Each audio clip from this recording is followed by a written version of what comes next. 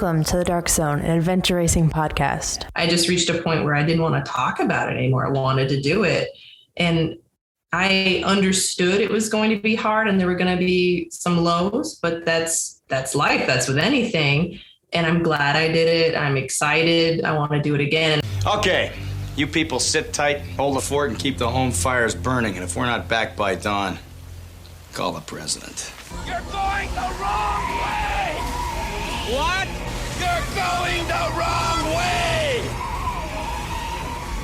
He says we're going the wrong way. Oh, he's drunk. How would he know where we're going? Yeah, how would he know? Thank you. Thanks a lot.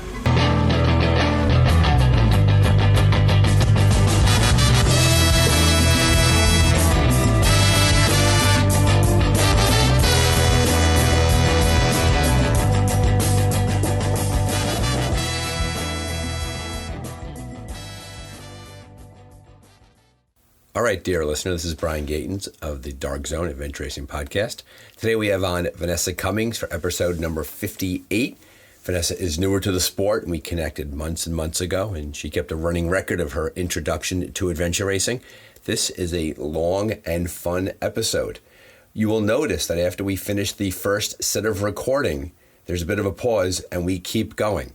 Usually we turn the mics off, we chat for a little bit after the recording, and Vanessa had more pearls of wisdom, and we kept the microphones on, and it is great, and she's fantastic. I want to say thank you to all of you for being steady and consistent listeners. The Dark Zone continues to grow in popularity, and thank you to all of you. Only through your interest and your ratings and your shares and your links can this happen. We're getting a firm and steady fan base. We're grateful for that.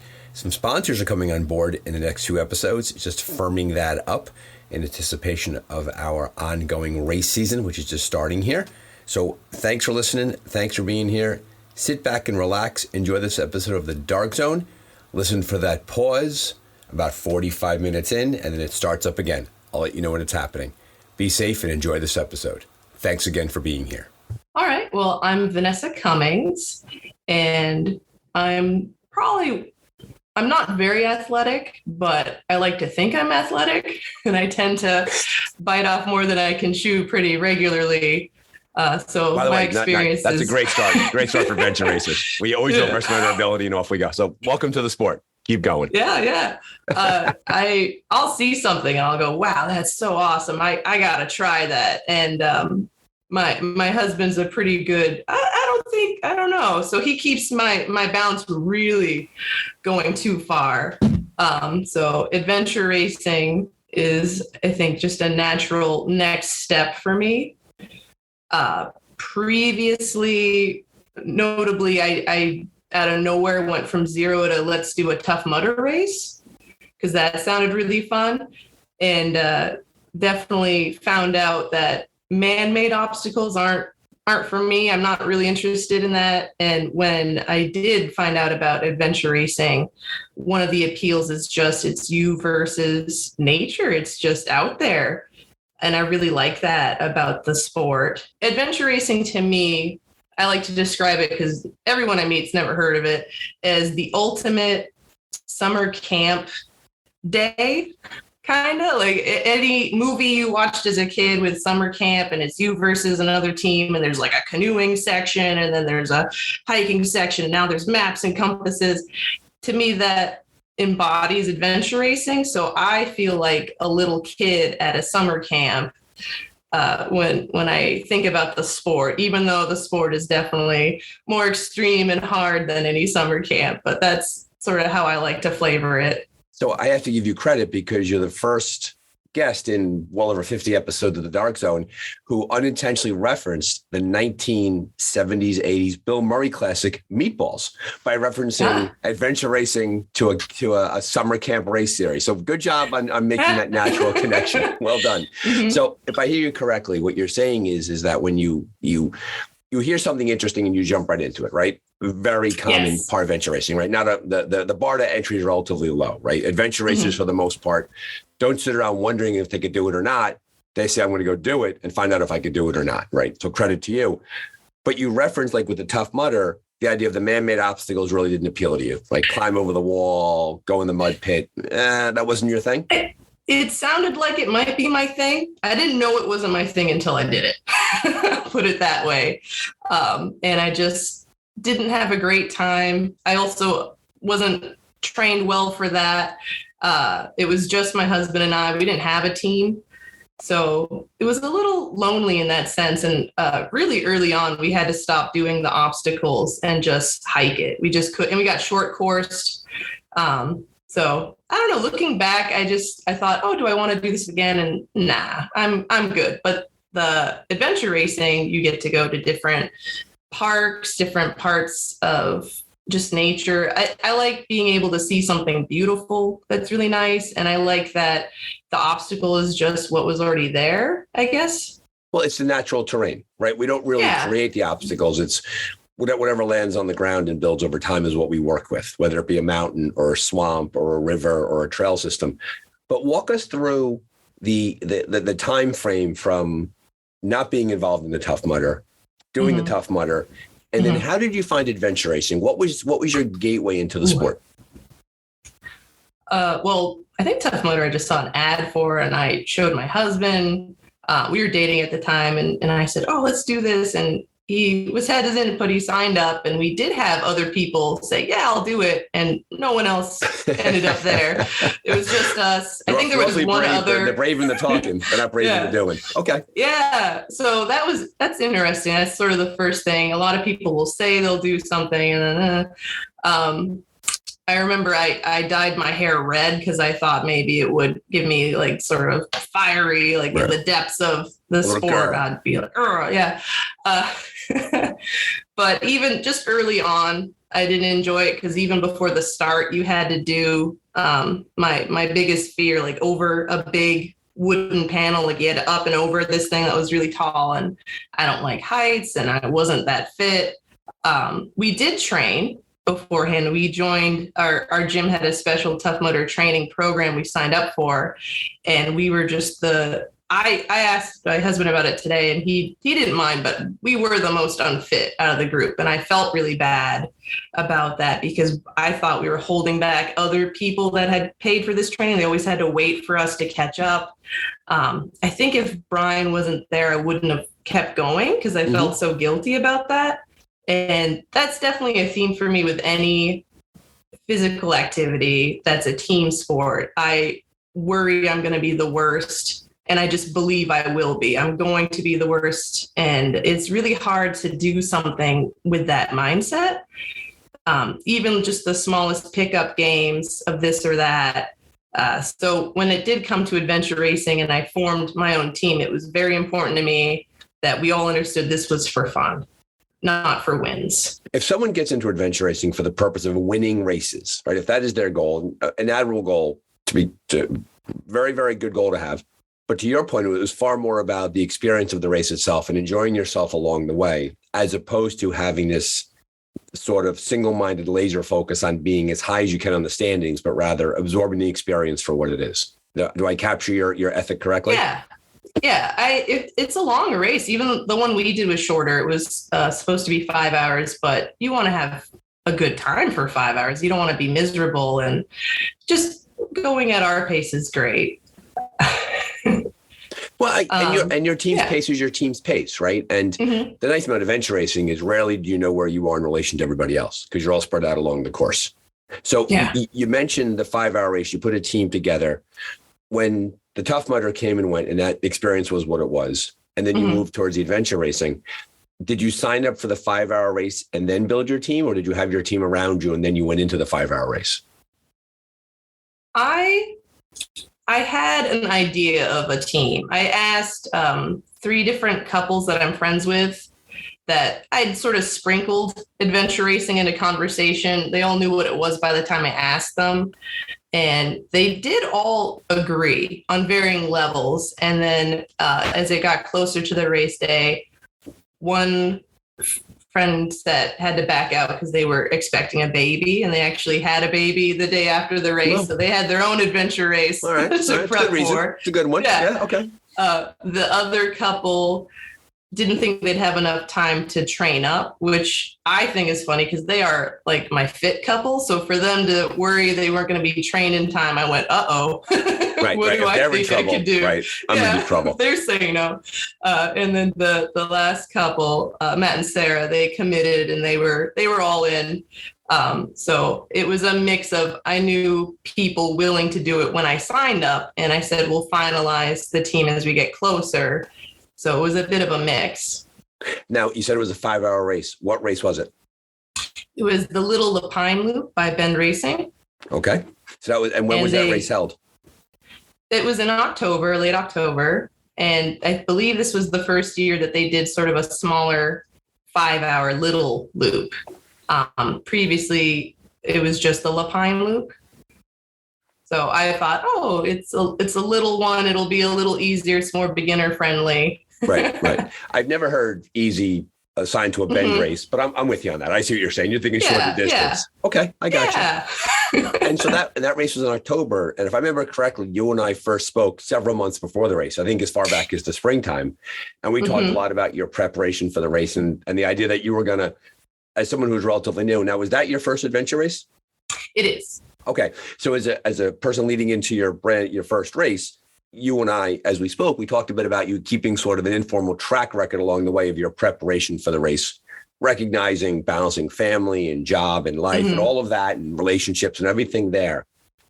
How did your training go leading up to that race? Did you hit the marks you wanted to hit, or was it hit or miss? Like, how did that work out for you? There were times that I thought that I was really hitting the marks. I was doing really well. And then there were times that I thought, oh, geez, I'm so behind. I didn't get anything done this week. Certain things lagged, especially bike training. I didn't really get on my bike much until very close to the race. And we were only doing about 2 miles on the bike at a time because we had our toddler with us and he would get fussy. So some issues there with doing as much as you want. And it's hard to not just find the time to go to the gym or work out, but, it has to be after work. We have to make sure dinner's ready. And it's really easy to find an excuse or a reason. It's not even enough to want to train. There's a lot of prep just to even get out there. But there's some things I did, such as I'm in a run club. That kept me pretty regular. Every week I was doing something, which was good. And there's a lot of little fun things we did. There's a lot of sort of scavenger hunts that we tried. We did geocaching. Even before I signed up for the race, when I was expecting my son, we did geocaching as sort of I want to adventure race, but I physically can't right now. Nice little in between. And we joined the local orienteering group. And we went to a lot of those, and that was very helpful. I'm really lucky to be near a group like that. It sounds like what you brought into that really, really good mindset that you didn't focus on what you couldn't do, but you focused on what you could do. Mm-hmm. And you just wanted to be consistent over time, and you balanced all of that inside what your demands were versus your responsibilities. And to your point, you made good use of geocaching as an example, the local orienteering club, which, by the way, for the newer racer who may be listening to this, we recommend to everybody, the cousin, the sibling, the brother, whatever you want to call it, to adventure racing is orienteering, right? Having a map in your hand and going with that. So you had that, the lead up to the race, you did as much as you could inside your ability, and you decided it was time for the race. In preparing for the logistical parts of the race, your gear, your bike, all of that, like, what did you do for that? Because this was your first race, and the learning curve is really steep because a lot of systems have to come together, right? Your biking, your trekking, the paddle, your food, your navigation. You had to kind of connect all those dots. How did that go for you? Ooh, well, it was tricky. It is a lot of things. I thought, even though my training wasn't going exactly how much I wanted, I kind of had this idea, like in high school, cramming for a test. The month leading up to the race, I'm really gonna get out there. My parents were coming up to babysit for us during the race, and so I'd have all this time to really get out there. And it was the opposite. There were so many little things, like you're saying, with gear to figure out that I don't think I did really any training right before the race. Very little. There's the gear list that they give you for the race. So I had to make sure I made a little spreadsheet, make sure we have all that, make sure my teammates know you need this. And then we were really late to the race was, I think, that week. And we were at the store and I went, I think I might need gloves for biking because the weather took a turn. The weekend before was in the 70s, and the week of the race, it was going to snow. And so I said, I think maybe I should have gloves when I bike. And I really did. And then I even got a used mountain bike the week before, because originally I was going to ride the bike I've had since forever, which is sort of a half road, half mountain hybrid kind of thing. And, I worried that wouldn't be enough, but I also thought, a bike's not going to be the reason I don't finish a race. The fact I didn't get on it that much is going to be the reason. So yeah, I got a mountain bike, a used one, right before the race. And then we were training the weekend before. Brian and I were at the park with the baby, and we only biked for maybe an hour around just nice paved park area. And my wrists really bothered me. And I said, the handlebars, they're different. And we ended up going to the store, and they fixed it. And we picked it up the day of the race. Oh, no, the day we were leaving for the race, I should say. The race was that weekend, but it was a bit of a drive. So we're planning to hit the road. We pick up the bike, and the handlebar that they fixed fell off as we were leaving the store. So we had to go back, and they had to fix it. They had to shift all this. I don't know. They did it. We got on the road. So it was very. It's good that the handlebars fell off in the store as opposed to at the first 5 mile of the race. That would have been very bad. Yeah. And I don't want to cast aspersions on your local bicycle shop. But if the handlebars fell off in the shop, you may want to consider looking at a different bike shop. That's my opinion. Yeah, but who am I to say? But it worked out. They were nice. I don't know what they're called, extenders or something. It wasn't the whole bar. It was just like the grippy part that they switched out. And it was great on my wrist. I had no issues, which was amazing. And so in this somewhat tumultuous lead up to the race, and we'll get into the race in a second because I want to hear how your experience went. But in this somewhat tumultuous lead up to the race, where you had to balance all the time responsibilities, your training responsibilities, where was your mindset in regards to the race itself? Were you laissez-faire, like it's all going to work out, no big deal? Were you nervous? Did you consider not going? Like, did the demons start barking at you a little bit? And I'm going to ask you a question too.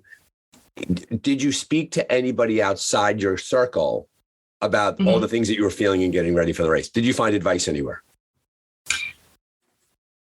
A bit of a mix. So I definitely, listening to the podcast helped. There was one episode, I think it was like episode 7 or something, and your guest, I should have written down the name, talked about sort of how they felt you should train for a race. And it was kind of, if you're going to be biking for so many hours, be comfortable on the bike for that. Don't look at miles, look at sort of your time. Yep. And that took some stress off because I'm only biking 2 miles right now, but I feel good while I'm biking. I'm not getting any issues. So I liked that mindset. That really helped me out.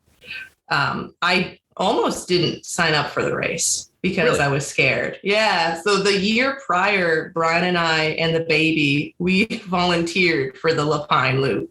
Okay. That was one of my preps. We couldn't do the race because baby, but we volunteered to kind of get some recon on it, right? And they were really nice. They let the 3 of us be at a station together, and one of us would tend to the baby and the other could do the volunteering things. And if you had asked me, I would have said, we're going to walk away from this. I'm going to be hyped, pumped, can't wait. Brian's going to go, oh no, what did she sign me up for? And it was the opposite. Interesting. So okay. Brian was really excited. He loves maps. And at one point we had to short course people, and Brian had to show them where to go on the map. And he was really, really into that. He's the map guy on the team. I was so cold. I was so very cold. La Pine is a different elevation. Even though I live only 4 hours away, it is so much colder. And I didn't dress well enough. And one of the teams, I remember she said, "Oh my gosh, you're dressed wrong. You're in flannel. You should be in down. You're in the high desert." And I said, "Oh, no wonder I'm cold." So leading up to the race we actually signed up for, I was so afraid I was going to be cold. That was my biggest fear out of everything. Because right. Yeah. Number one is being cold. So let me ask you a question about that. So there's an expression that says that we pack our fears. Right. So if we're not going hungry, you bring too much food. Being cold, you bring too many clothes. When you got to the race itself, did you overdress for the race, or did you modulate your clothing going into it?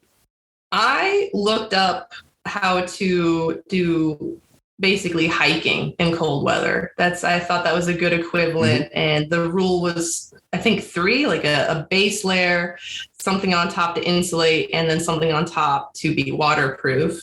And it didn't feel like enough, but that's what I did. And I had no issues. The whole team was great, the whole race, even though it was snowing. None of us got cold, which was really nice. So my biggest fear conquered. and good on you for doing your research. Right. And looking at what you had to have there. I want to rewind a little bit. So you volunteered first at the larger race, and that was the gateway into signing up for the race itself, the littler version a year later.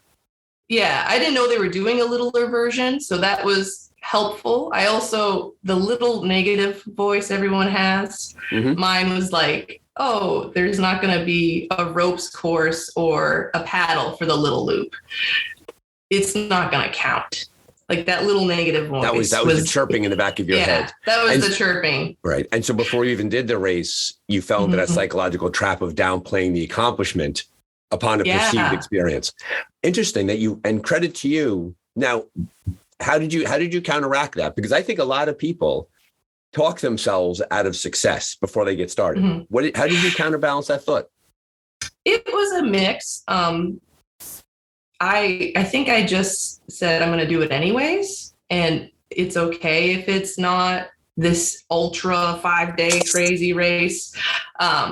And at the end of the race, I'm going to tell you right now, it was an adventure race. Like that little voice, he shut up because it was 100%. I thought, 5-hour race. Everyone on the podcast talks about the highs and lows of adventure racing, but it's so short. There's no paddle. There's going to be highs and lows, but not like that. Not like the big races, but no, there were highs and lows. There were lows. That's awesome. That's great though. But it's good. It's good to you not getting caught up inside that dynamic and not ignoring the fact that it was because it was smaller, right? In quotes, less of an experience. And I also, it's worth pointing out for the person listening who wants to dip their toe in the water, volunteering at a race is an incredibly powerful example. I know so many people who are full-blown adventure racers now who still volunteer at races, but by volunteering, it was a soft entry into that community. And they saw that people it was come really through. Nice. And it's first off, it's good to volunteer. It's good to be a decent person, right? We encourage that in humanity. But aside that, you're able to get a taste of it. And also volunteers too are many race directors and different experiences. Volunteers very often are given some sort of inducement to volunteer for a benefit later on down the road, right? You could earn credits towards future races. So those of you who are out there who like what you hear, definitely find a local race. And if you don't want to race it for whatever reason, say, listen, can I spend a day there?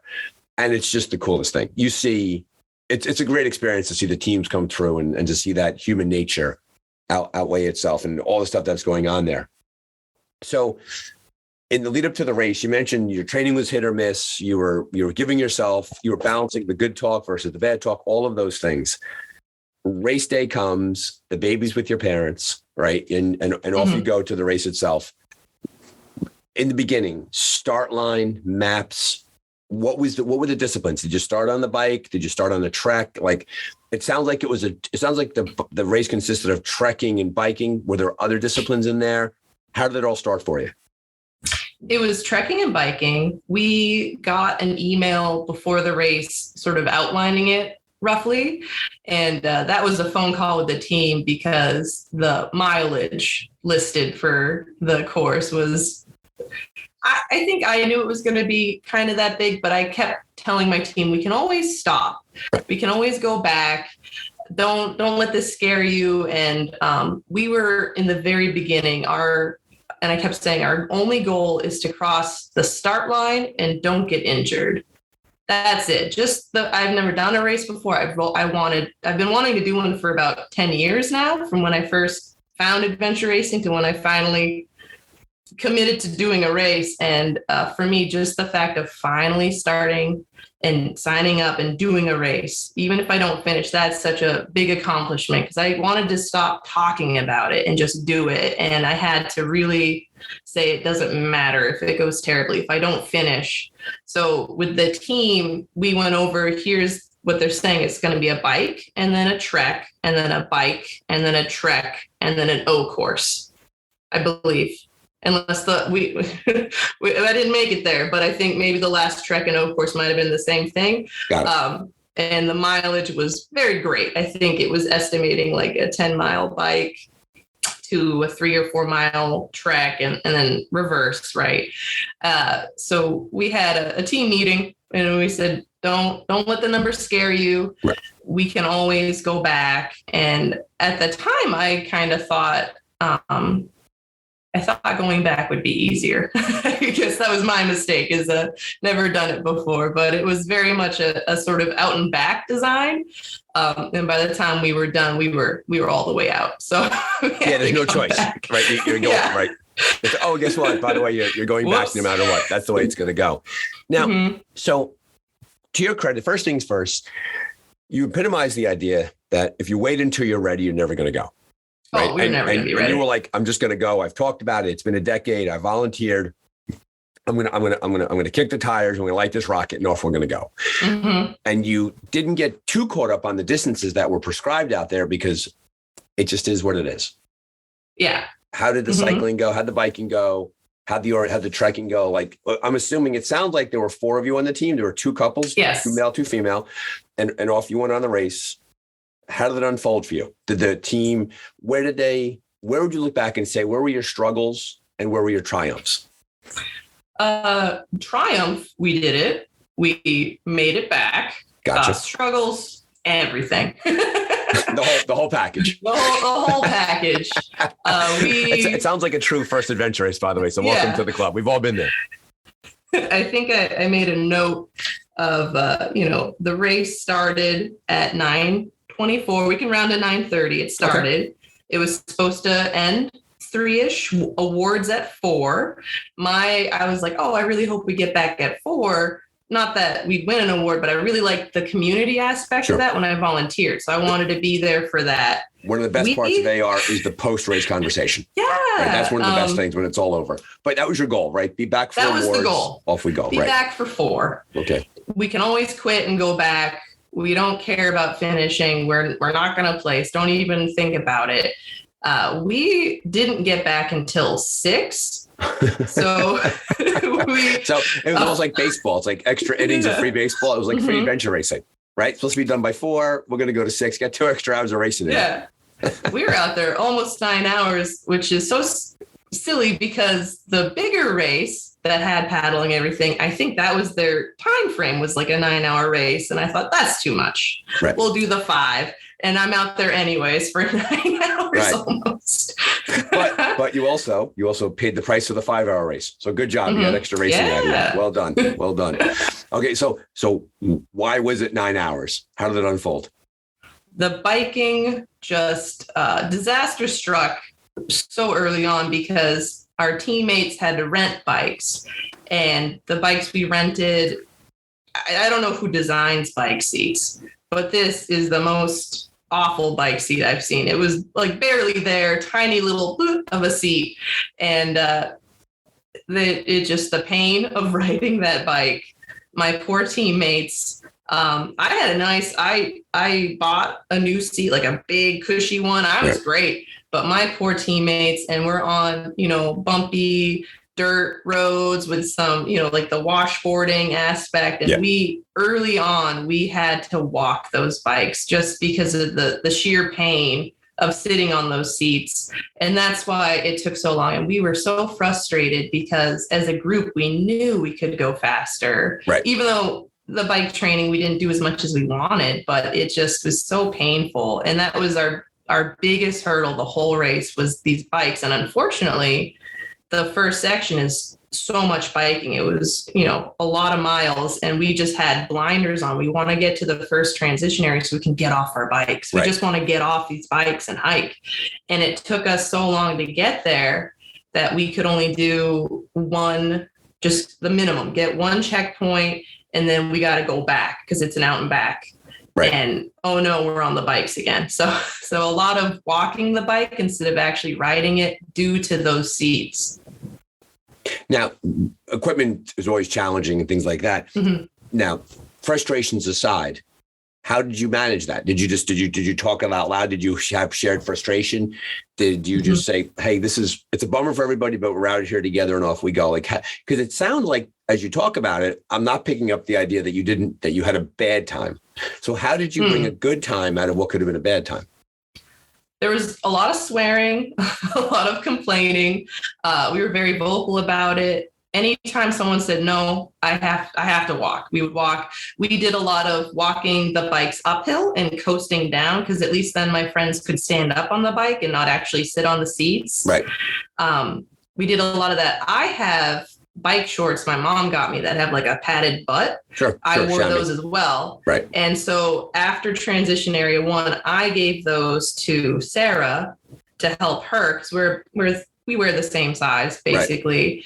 And that helped her a lot. And then a little bit into the biking back, we stopped for a bathroom break. And I said, you know what, Sarah and I, we're the same height roughly. Right. Take my bike. You switch bikes. My bike has a cushy seat. My butt is fine. It's bent fine. It'll take the second half. And she gave the bike shorts to Matt to help him, because he's so tall. We couldn't switch bikes with him. Gotcha. Unfortunately. And we just made it through. And I kind of joked about those bike shorts being like the sisterhood of the traveling pants. Like everyone had a turn. Yeah, that's a level of clothing closeness that you rarely do in adventure racing. But to your credit, you found a solution inside the experience, right? And that's adventure racing. People look at it as a big problem to solve. You had a problem.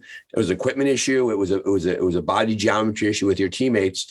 And rather than just throw the bikes in the woods and go home, you worked yourself through that problem. Mm-hmm. How did the trekking go? We did very little trekking. We just got the one checkpoint and came back. But it was the day itself, snowing on and off flurries. When we did the trekking, bright sun, beautiful view. It was so lovely. We wish we could have trekked. Brian, his biggest thing is he kind of wishes we had turned back during the first bike, got a couple checkpoints and just gone straight back to avoid the second biking. I had blinders on. I was like, I just want to get off this bike. Let's get to the transition area and then discuss.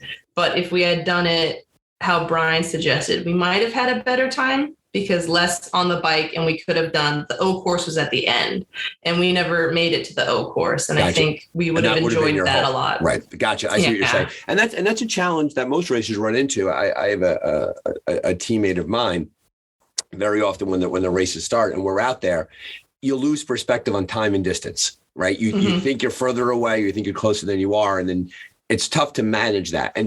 And that was a big lesson for you in your first race. The idea, like if you had turned around earlier, you could have gotten back and gotten on an O course because you dedicated time on the bike, which sounds like it was really slow and frustrating. You never had a chance to go back and work on that. Right? Yeah, I think as a whole, my team would have been happier, more trekking, less biking because of these rental bikes. And then on the way back after transition area, there is a river crossing with the bikes. Got it. And I'm not going to name names, but someone on the course said, oh, it's ankle deep water. It's not that bad. I don't know if we did it wrong, but it was thigh high easily. And then I went in to check it out solo. They waited. I'm team captain. I'm going in. You go first, Vanessa. You go. Yeah. We'll wait. I got the water shoes on. I thought, I'll just roll up the pants. No, I ended up sinking in the mud. My pants got wet. It was up to my waist at one point, and I thought, there is no carrying a bike. There's no way. Right. Our team, we have to know our limits safety wise, and there's no way we could safely cross with the bikes. Maybe without the bikes, we probably would have done it. Right. And it was frustrating because you had to cross this river. And at this point, actually, I'm in the water, and it wasn't that bad, but it was a cold day, but it wasn't that bad. And I was so frustrated. And that was about roughly when my teammate went, oh, the race is over. Like, look at the time. It's already past 3. And you must have been that was a low. Yeah. Well, first things first, it sounds like if you remember the movie Raiders of the Lost Ark, Salah and Indy are looking into the Well of Souls, and it's filled with snakes. And Salah says to Indy, looks dangerous. You go first. Sounds like that's what your teammates did to you at the river. That looks really sketchy. All right, Captain, you go first.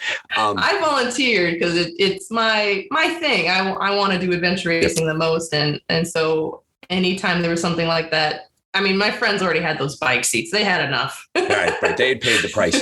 So now all of a sudden it's 3:00. The race is over. You're waist deep in the water. Welcome to the club. You got to figure it out. Yep. How did you guys figure it out?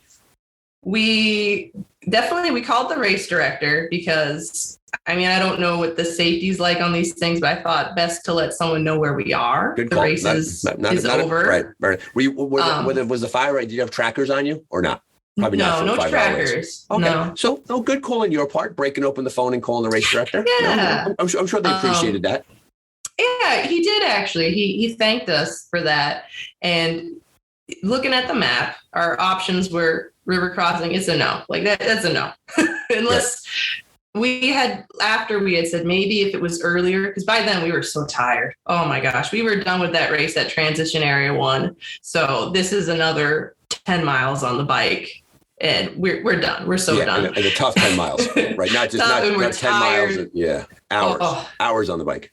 And so safety wise, the river crossing is not going to happen. Maybe if we had seen another team do it, maybe there was a shallow part. Right. There was a log. Do we go on the log? That seems dangerous. I don't know. Right. We just said no. So our options were to go back the way we came, because we're not even near a road that someone could drive and get us. Right. Or on the map, there was a no-no zone. I think they're in red. It's just and there's a bridge there. So we were like, we have to do it. It's getting late. It's getting dark. And I think we did let Jason know that we were going to do this. Because it was a no trespassing zone, but we walked through, we were very quiet, and it was just a neighborhood. It was just someone's neighborhood with a do not trespass. And after a block or two, it was a normal neighborhood. So we broke the rules. I apologize. But that was a 2-mile going around the river like that made us have to go 2 more miles versus going all the way back, which is the whole bike leg. Right. And the sun was setting.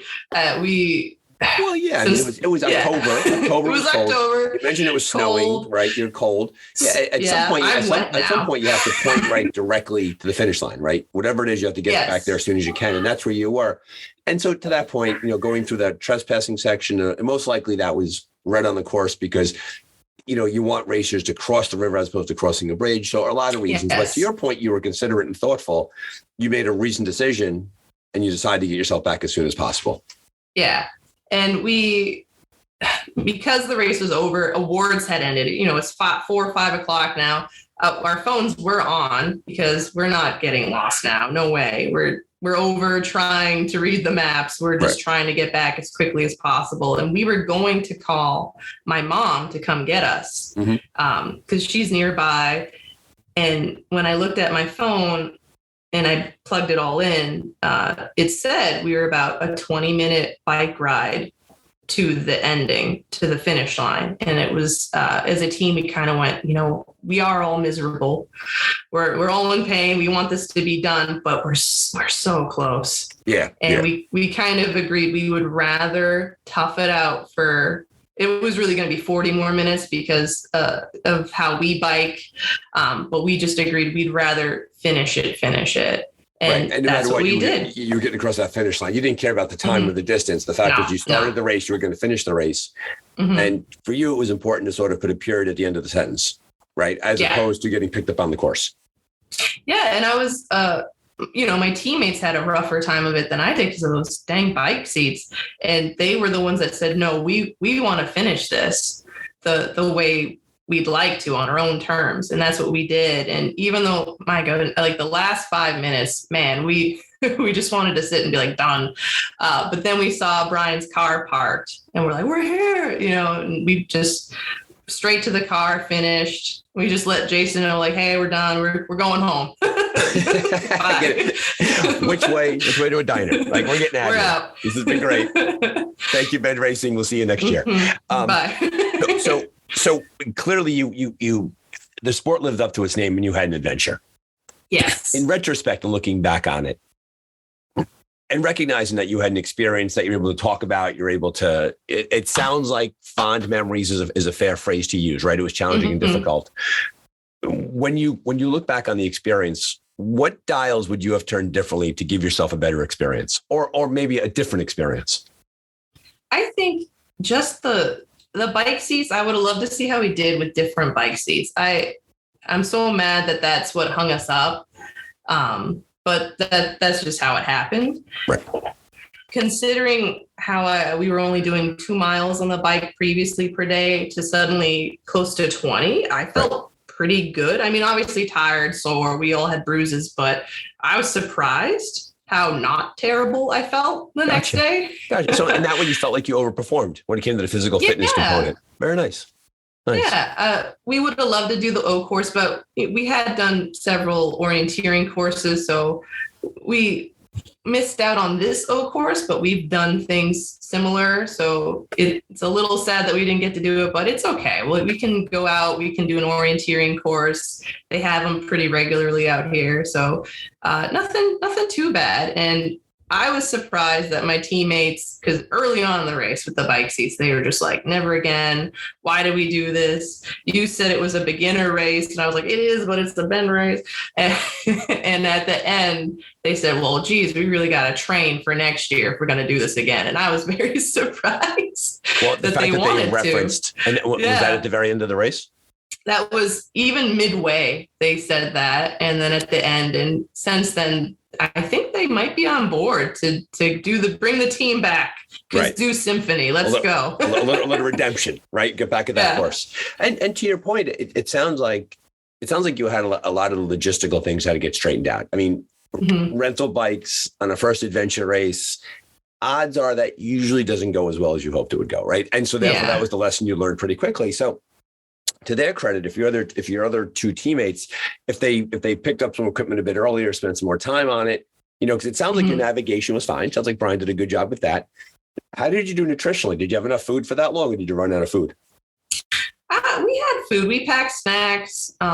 We had a big breakfast that my dad made before we headed out, and then they gave us some little snacks at the start. One was some kind of like power. Not quite a lick. It was like cream cheese kind of texture, and it was coffee flavored. And my teammates hated it, but I was like, "This is actually pretty good." And they said, "Don't listen to her. She's been starving for 5 hours." But I don't think any of us were too hungry at the end. But luckily, I also, when we let Jason know where we were, I let my mom know we're still on the course, because she had said, "Oh, I'll try to come for the awards and see." And I'm like, "We won't be there. I'm sorry. But we're live, Mom. We're here." And so when we said we're 20 minutes out, she ordered pizzas. So we had hot pizzas waiting for us the second we got back. So we were fine. That's a victory right there. Yeah. Because many a time it's warm soda and cold pizza. So you guys did all right with that at the very end. Talk to me a bit about the Women of AR on Facebook. Are you involved in that Facebook group? Yeah, I joined that group because I followed bend racing and I just got suggested through Facebook. And then on the Women of AR, they have a lot of great prompts and resources. And I actually won a pair of Women of AR socks talking about how I volunteered the year previous. And I wore them for good luck during my race. So that was exciting.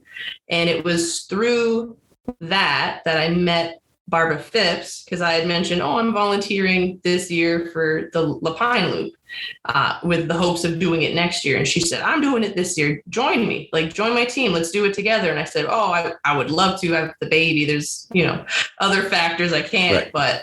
But we became friends, and it just meant so much to me for her to reach out like that immediately within moments of me posting. And it just meant a lot. And I hope Barbara knows that. and Barbara Phipps, mind you, a guest on the Dark Zone, for those of you who want to go back. She's one of our very early guests. Fantastic episode where Barbara really talked a lot of herself and her experiences. I think that, and it's not just adventure racing, but I think built inside of all of us is that we like the idea of community. We like the idea of being a part of something. And let that something be whatever it is, right? We are agnostic to the something. But the Women of AR group, and I know women who are involved in it, and I know Steph Ross is big in that, and she's been a guest on the Dark Zone. I think what Barbara Phipps did that day for you, and what we do for each other is that we say to the newcomer, we're glad you're here. We're glad you're in the sport, and we're glad you're going to give it a shot. And I would guess that the bar that you had to jump over to be a member of that group was very, very, very low. You just had to very low. Be involved and get and take part in adventure racing. And I think that's when you think about AR, you think about all the different aspects of it. I hear time and time again is that people talk about the shared experience of an adventure race, and then being a teammate with them. It really kind of binds people together. It makes them a lot closer, which Barbara reaching out to you was so powerful to you. Mm-hmm. Yeah. And she's who I talked to the day before the race, because she had done it the year prior, and she listened to some of my concerns. And I know I was worried about water, because I normally have one of those bladder backpacks and I forgot it. So I was going to have to bring my heavy water bottle. And she said, don't worry about it. It's cold. You don't drink as much water during a cold race. And she was absolutely right. Yeah. And I've even taken that lesson into the run club I go to. Now that it's winter and it's colder, I don't even wear the backpack anymore, because I'm like, it's colder. I don't need it. I'll just drink before and after. And it's been helpful. So all of these things taken into consideration, your volunteering experience and racing this past October, it's now December 2022. What does your 2023 look like? Are you going to dive back into a race? Are you going to see what happens? Are you going to train some more? Where are you? I haven't been on the bike since the race, but I do want to get back at it. I had a great time. I love the story. I love the adventure, going someplace. When people talk about the bigger races, it doesn't even have to be a longer race, but traveling to do an adventure race sounds amazing. Right. I'm not there yet, but one day that sounds really great. And then Bend Racing came out this year, or with 2023, they have a bunch more races. Yeah, I think they have 9 total races next year. Yeah. That's 9 without having their big race, Expedition Oregon. So I think 9 different events are going on. So I definitely want to do one, and the Little Lapine Loop's on my birthday next year. So well, I think you have no choice but to go and race it. I hate to tell you. But if it's a redemption race on your birthday, you may be morally obligated to get out there and give that race a shot. I have to do it. Yeah, I think you have I'm no excited. choice. Yeah, I think you have no choice in the matter. Quite honestly, I think you have to go do it no matter what. As you sit here, and if you think about the person who's listening to this who wants to get into the sport and wants to get started on it, what would you recommend to them? It sounds like you had a very satisfying experience in retrospect when you look back on it. Not so satisfying during it, but like if the bar to be happy in adventure racing is to be happy during a race, no one is happy all the time during a race. Right. What would you say to the person sitting home right now listening to this about what mental attitude should they bring to this? I think if you're like me and you're interested, and for me, I keep coming back to it. It took me a decade to finally sign up, and I just reached a point where I didn't want to talk about it anymore. I wanted to do it. And I understood it was going to be hard and there were going to be some lows, but that's life. That's with anything. And I'm glad I did it. I'm excited. I want to do it again. And I think it'll snowball. I think I'll do more races or even just more activities. And I would say if you're sitting there and you're thinking about it, I would take the leap. I would just, same as me, just your goal should be cross the start line. Just sign up for one, give it a go. Worst case scenario, you don't like it. At least you know. And no matter what happens at the end of the race, you'll have done it, right? And you'll at least have checked off that box in your head. And if whether or not it was worth your while to do it or not to do it, you know that, right? And we tend to find that people who return to races time and time again are people who leave races and they felt like they had a challenging experience, that the race directors and the race volunteers treated them well, and the fellow racers supported them. And, there's a wide spectrum of endurance sports that are out there. And I've heard time and time again, and not to compare to other sports, but adventure racing, because it's so complex in many ways, the navigation and the gear and the training, that the adventure racer cheers along the other adventure racer, wants them to do well. And it sounds like that was your experience with the race that you did. Yeah, I like that. I didn't know that about certain sports. I think ultra running's similar because I read a book about it. I'm not going to do an ultra run, but in the book I read. Be careful. Famous last words. No, be careful. Well, all right. We'll check back in 10 years when you're doing hard rock. But okay, go ahead. Yeah. One of my favorite parts in the book was everyone at the finish line, no matter how long it takes you, they clap and they wait because everyone's done the same big thing. And I feel that way about adventure race. I didn't do all the legs I wanted to do. We didn't get all the checkpoints.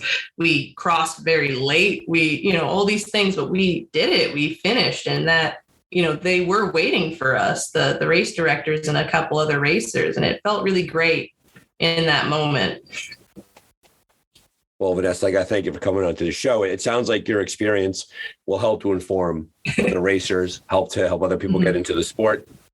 Final, closing, last question I'm going to ask you. Okay. If you could have done one thing differently going into your first race, what would you have done differently? Overall, I'm really happy how it worked out, and I'm glad we finished it. That's right, listeners. Sounds like the episode is over, but it's not. We turned off the mics, we kept chatting, and I turned the mics back on. So here comes Vanessa for even more pearls of wisdom. Thanks for being here and keep listening. Okay, so Vanessa, an adventure race is a relatively niche sport, right? It's not everybody knows about it, not a lot of advertising. How did you find out about adventure racing? I have a very odd answer for this. About 10 years ago, working a desk job, wanted to get some fitness going on, and I had coworkers that did hockey on the weekends. So I thought, let's do a sport because then I'm having fun and exercising because I'm not a gym person, really. I know I won't go to the gym. And I was like, okay, we need to pick the perfect sport. To get the body I want, what's the perfect sport? I don't know that many sports. And years prior, I had seen a photo series called Athlete, and it's all the Olympic athletes in a row, and they're in like a black underwear kind of thing to show the different body types. And my in art school, we looked at it for reference a little bit, and I looked that up and I went through, and I feel kind of bad looking at these athletes, thinking about it now, just being like, oh, how do they look? Is that a good sport? Not even taking into account that they all cross train. Like, let's be honest. But for some reason, this one athlete, she stood out to me, and underneath her photo, it said adventure racing. And I went, what is that? I've never heard of that. And when I looked it up, everything I found at the time pointed to the really long races, and it didn't click to me that there were shorter ones. But every once in a while, I would remember adventure racing, and I'd go, geez, can I watch one? Are there videos? And every time I looked it up, I found out a little bit more. There's shorter races. There's even shorter races. There's races that are just a few hours. And then I started trying to find races near me. And then I ended up moving to Oregon. and Bend Racing's up here, and that's how that all worked out. But yeah, not Eco Challenge, which I know is the usual answer. And by the way, congratulations on not having the Eco Challenge answer, because that's usually the answer. It's like, hey, Eco Challenge. So it was the art school body type adventure racer homework assignment that got you into adventure racing. Yeah, it wasn't even a homework assignment. Other students passed it around as reference. And it was this, I think you can buy a book for it, but it's the Athlete Photo Series. And yeah, she was just in there, and she looks, I don't know why she stood out to me amongst everyone else, but so confident and strong. And that adventure race, I think the mystery, what is that, stood out to me. And it's an easy enough name to remember for a sport. And I just kept looking it up, and I would watch YouTube videos of smaller races that were really fun. And yeah, that's just how I stumbled into it. And so for a decade, it kind of sat in your collective brain pan. It kind of just sat there. And you've now said a couple times on the episode that you were tired of talking about it. You wanted just to go and do it.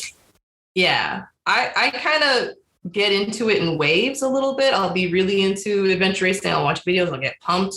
I'll go for a run in not even the rain, a drizzle. I'm like, here, I'm an adventure racer. And then I'll kind of have a low. I think it's just natural for me to get into that sort of rhythm. Sure. I think that's human nature. That's not just you. Right. Every time I got really excited, I got a little bit closer to doing a race. Just a little bit more of a nudge. And I think eventually I said, we just got to do one. So Barbara Phipps has come up in our conversation. Mm-hmm. And what Barbara was known for was the fact that she dove into a really big, long race with relatively little experience because she wanted to bite off a big chunk of what she wanted to do. How close are you to doing something like that? I am jealous of Barbara, but I don't know. I don't think at this point I want to do a race that requires staying up. I could see myself, because I was out there, so I could see myself doing a longer race, but I think maybe not longer than 12, especially since I might not finish in 12. Right. So I think adding in the overnight of a race is not on my list yet, but maybe if I keep at it, I could see myself doing a 24-hour race, but really getting into the tired zone, I don't know if that's for me. I get very cranky when I'm tired. The whole issue of I want to race in my contacts, but I need to sleep on the fly. I don't like to sleep. That whole thing, there's a lot to figure out. So I think for now, I'm very happy with the smaller races. Right. Famous last words. Because what will happen is that someone's going to come along and say, we have a spot for a race and it's 24, 36 hours. And you're going to say to the women of AR, what do you guys do with your contacts during a race? Yeah. And someone's going to give you an answer. And next thing you know, you're going to be awake for time. Yeah, I'll tell you, the sleep thing is interesting. And I think I had a natural advantage because I had very, very young children that were very close in age. Right. And so there's a level of exhaustion with having a little person in your life that kind of helps that. It's true. I have that training right now. Yeah. Yeah, exactly. And I also found too, is that the being in a group and being with the team going overnight only lasts so long. Right. And if you make it through that, eventually, nighttime is challenging because it gets dark and you're down and everybody slows down at night. And nighttime navigation is just navigation with a headlamp. It's slower and it's better. But once you know that you're getting towards those dawn hours, the minute the sun comes up, everything changes. And between 2 and 5 a.m. during a race, make no decisions about your future. Like merely just put your head down and get to the next part of the race. Don't quit. Don't yell at your teammate. Like just keep rolling. And that's the experience that I've heard on this podcast from racers. Is the nighttime navigation, nighttime living is a challenging thing to do. And if you play your cards right, if it's time to take a bit of a nap, you can kill an hour that way if you so choose. But my gut tells me, Vanessa, that if the right person came along at the right time with the right team, I think you'd be packing your gear and heading off into the night. That's my guess based upon your answers. I could. It would be, I think the experience, if I did do one, would resonate with me. Outside of adventure racing, we did a cave crawl once. And what is the cave crawl? It's just you're in a cave. It was a tour. It was a guided. You say it so easily. Crawl. You're just in a cave. You're in a cave. I surprised Brian for Valentine's Day, and I signed us up for a rappel and cave crawl. And it turns out he doesn't like caves that much. We didn't know until later, but you guys are you're real romantic. Everyone goes to restaurants. We kind of early on decided let's do something different, very different for Valentine's, and that was the first one. And I'm afraid of heights, and we had to do this big rappel, but the power went out, so it was in the dark, which actually bonus for me. If I can't see it, I can't be afraid. And then the guide takes you through the crawl part, which was, walking through a cave. There were a couple squeezes that were optional. There was one part where you had to put all your weight on your back against a wall and use your legs to kind of walk up and then into a hole. I loved it. I had a great time. The guide, I wouldn't do one like that by myself. I need a guide. This is a touristy cave. They get loads of people. At the very end, I'm tired. Brian's tired. This is before any sort of fitness trying whatsoever, right? We are very not fit in this moment. And to get out of the cave, you have to climb out. The exit is up. And I said to the guy, well, I have no upper body strength, 0. I still don't. It's not there. It's never going to happen. And I was just like, well, where's the other exit for people like me? Where's the door? Where's the escalator? Maybe escalators or stairs. There's an elevator here somewhere. There's got to be an exit for that. And the guide said, no, this is the exit. Everyone goes up the cave. Go ahead. And I had tried a few times, and it's just from all the people doing it, it's slippy, it's smooth. And I just couldn't get a hold. And I think I was the first one because there were 2 different holes. Brian was going out the other exit. I think he was already out, and I just couldn't get a hold. And that's when I asked him, where's the other thing? And he said, no, this is it. And he was a very stern guide. And I think I needed a stern guide in that moment. And out of spite, I thought, I'll show him. I'm going to give it another go. He'll watch me fail, and then I'll get this. There has to be a secret exit, right? And a door. A door opens out and you step out of it, right? Exactly. Something, right? What if there's an emergency? And in my spite, somehow I got a foothold. I just got one, and I lifted out of the cave. And I'm sitting there in this cavern. It's me and my husband. No one else is out yet. And I couldn't believe I did that. And I know in your interviews, a lot of people feel that way during a race, that they have this moment. That moment came for me before adventure racing, this cave. And it struck me. I thought about it all the time afterwards, that what else? Because if it was up to me, I would have stopped. I'm done. Bye-bye. But I had to get out of the cave. There was one way out, and I had to do it, and I did it. And I really reflected, what else do I stop myself early? Because I don't think I can. And that, I think, fed into actually doing an adventure race, knowing that I had this experience, I can go further than I think I can. And it felt like a video game where you find a talent tree for a character you didn't know you had. What else am I capable of? And I had no idea. It's a dynamic there where we intentionally pin ourselves into a corner to force ourselves to get out of it. Right. And then when you back yourself into that corner and you climb out of that cave, metaphorically and literally, you realize that you're more than you thought you were. And then the next question is, I could be even more than this. Yeah, that was a big one. So I think that happened within the 10 years of finding out about in that same bracket of time. And I think it's let me go for more physical activities that I might not have tried. I got more into running, which if teenage me knew I was into running, I would probably think I was an alien. I'm not really me, It's just so outside my box, but I enjoy it. And with the mountain biking and the race, I don't think I had a lot of interest in mountain biking because in my head, I thought it was more BMX. And now that I have a more idea of what it is, I really want to try more mountain biking, just getting on a trail. And what else is there that I don't know that I'll love? And so what you have there is you have that scent, the taste of possibility. Mm-hmm. And we see it time and time again in adventure racing is that racers realize that they could do this thing and they could do something else just as well and take as much enjoyment out of it. And they're kind of on that hunt. And Yeah. and because I could do this, like, it feels like there is no upper limit to what you can do, and you keep trying new things, and you keep trying out new things. And that's what adventure racing does a really good job with, because of the nature of the sport, the changing course, the lengths, all the dynamics in there. It constantly forces you to figure out the kind of person that you are, and you learn more and more about yourself every time.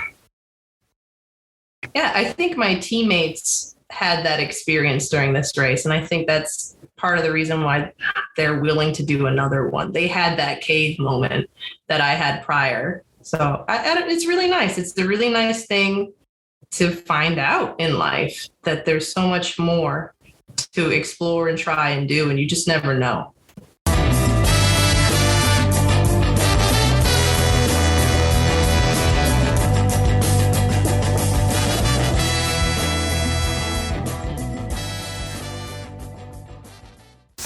Well, that's really it, folks. Thanks to Vanessa for being on the show. Great episode, great listening.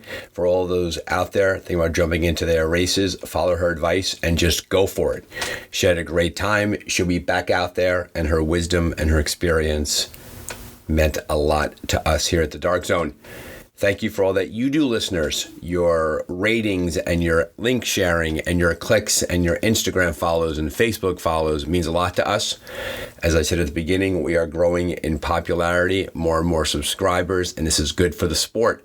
So thanks for being here. Thanks for listening. Have a great racing season out there. Thanks again.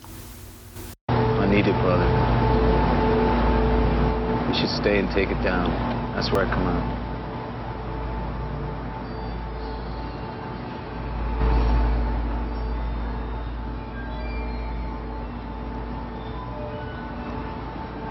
I roll with you, Neil, whatever. Whatever. No, not on this one, Michael. On this one, you're on your own.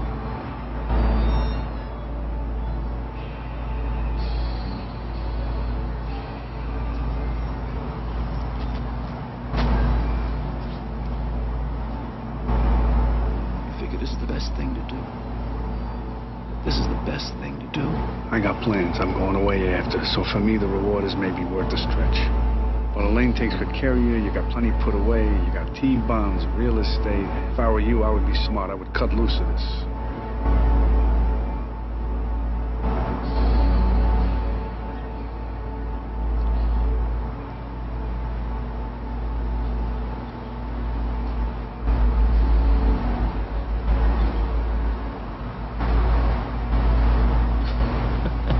Well, you know, for me, the action is the juice.